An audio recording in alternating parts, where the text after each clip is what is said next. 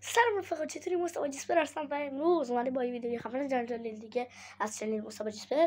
آقا امروز اومدیم با چالش شنا اینجوری که باید من به یه تعداد شنا برم و اگر نتونستم به اون تعداد شنا برم شما باید مجازات بگید.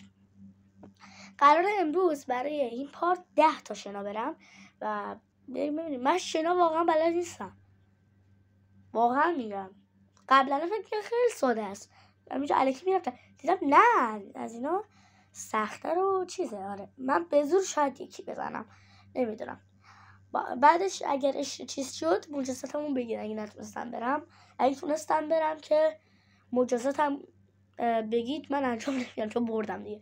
آره نمیتونی که لایک کامنت و سابسکرایب برام بکنید بدونید براتون بریم سراغ ویدیو.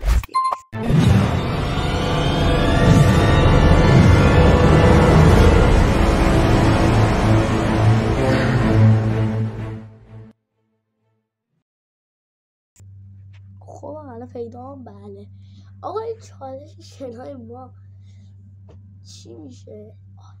احتمالا ویدیو خیلی کوتاه بشه اما میتونیم به صورت شورت ویدیو هم بذاریمش. من دیگه شما رو نگاه نمیکنم، بابا نمیشه این بری باید 3 2 1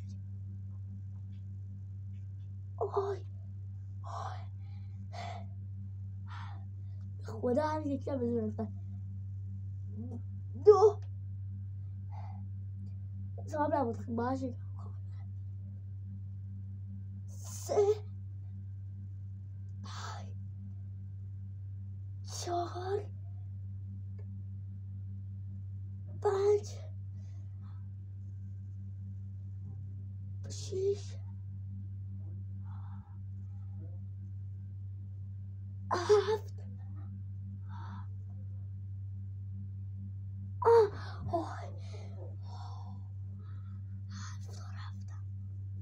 هفت رفتم. میخوام ادامه بدم، یه شانس دیگه دارم میرم. اگه نتونستم یه بار میره موجود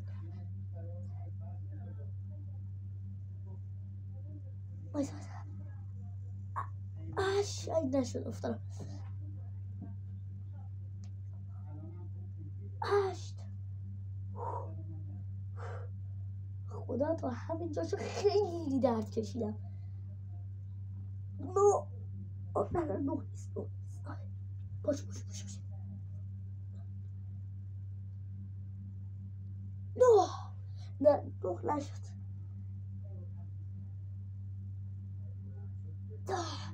9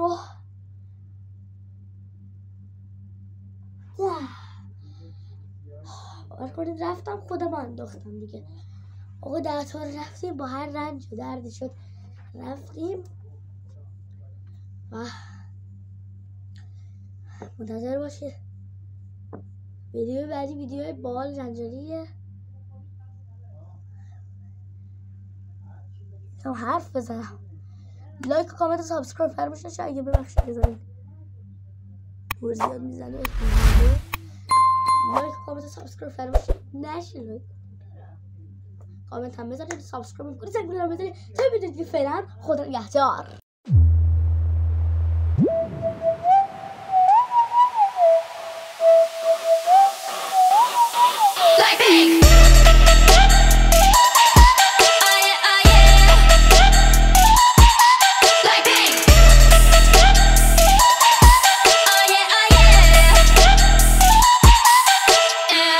착한 얼굴에 그렇지 못한